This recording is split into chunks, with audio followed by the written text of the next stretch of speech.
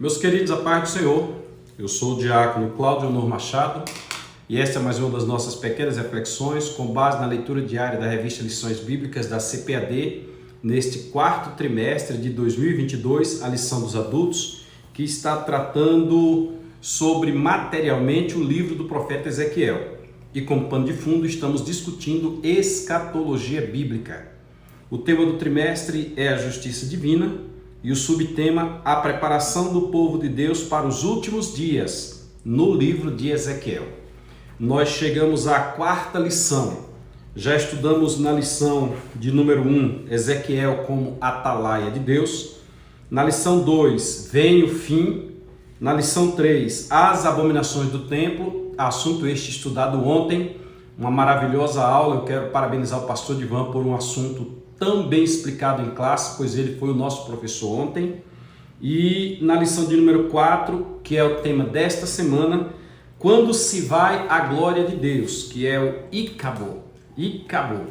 Icabô é a expressão que foi utilizada para justamente representar esta frase, quando se vai a glória de Deus.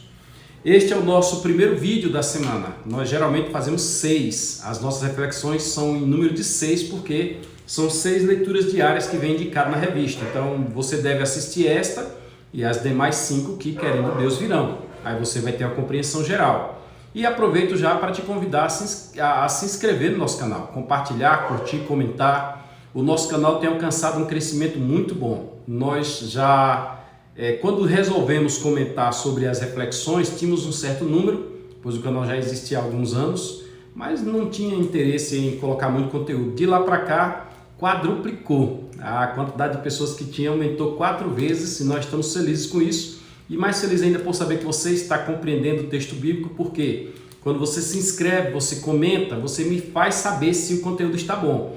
Você se inscreve, você aciona o sininho das notificações, a gente manda um novo vídeo, subir um vídeo, você já é informado pelo YouTube.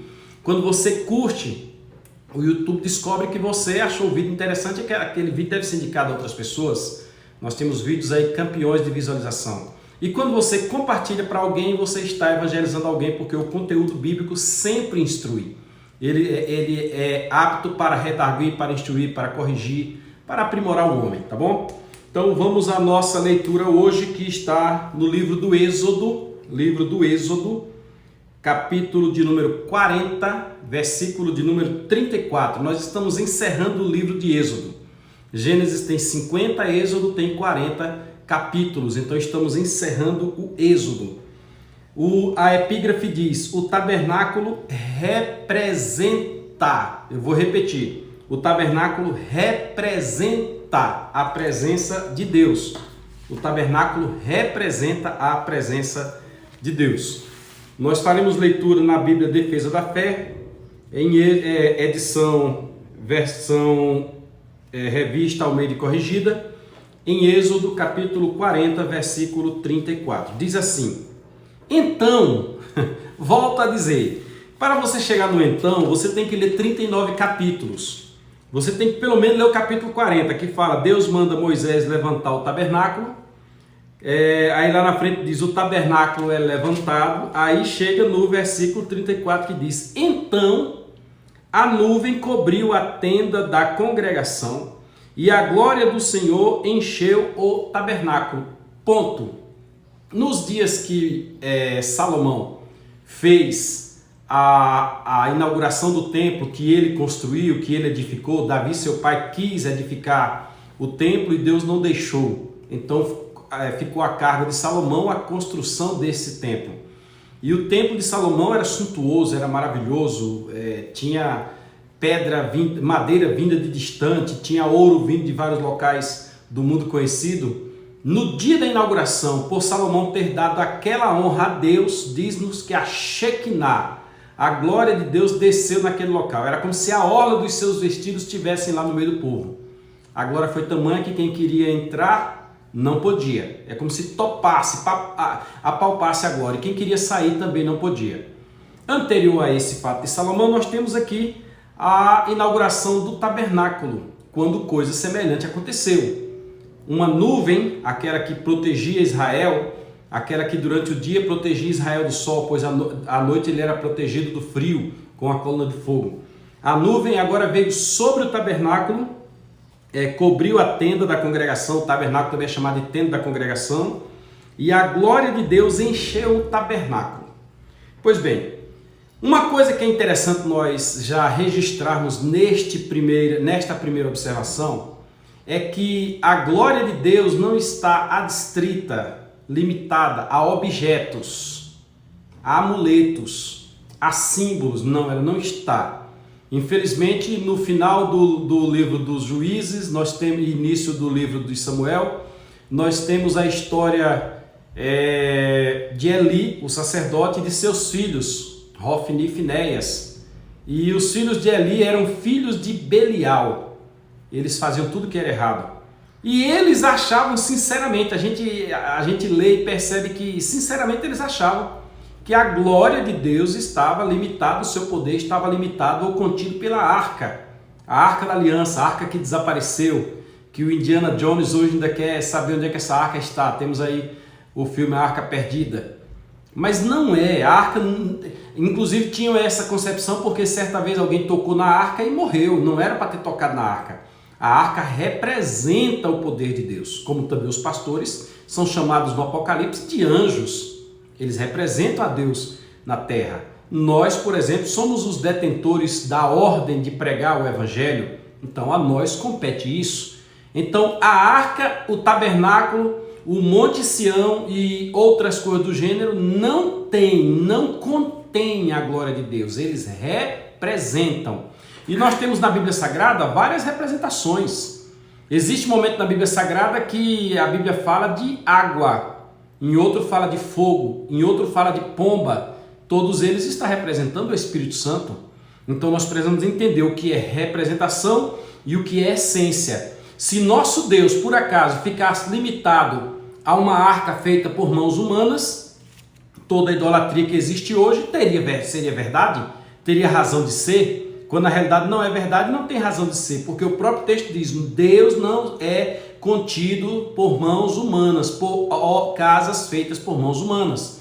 Logo, o tabernáculo representa uma representação. Aqui do meu lado direito, vocês estão observando aí à esquerda de vocês que tem uma bandeira. Essa bandeira aqui representa alguma coisa, representa a nação brasileira. Alguém que olhar sabe que essa bandeira não é de outro país. E dado o momento eleitoral, ao olhar para essa bandeira, já tem até uma noção de quem é que eu, por exemplo, apoio nestas eleições. É uma forma direta de fazer uma declaração nesse sentido, mas representa. E aqui o povo chegaram a achar que o tabernáculo, como é o assunto desta semana, quando se vai à glória de Deus, o povo chegou a achar que o tabernáculo ou que a própria arca da aliança era exclusivamente o poder de Deus. Eis um dos motivos pelos quais a nação de Israel, ou as tribos de Judá, que é o que nós estamos estudando, a parte sul da divisão das 10 tribos, das 12 tribos, acabou indo parar no cativeiro. Nós estamos usando aqui o exemplo de Êxodo para que você saiba que num dado momento, feita por Bezalel por Aholiabe, a arca não passava de um objeto. Aí depois que a glória de Deus veio sobre ela,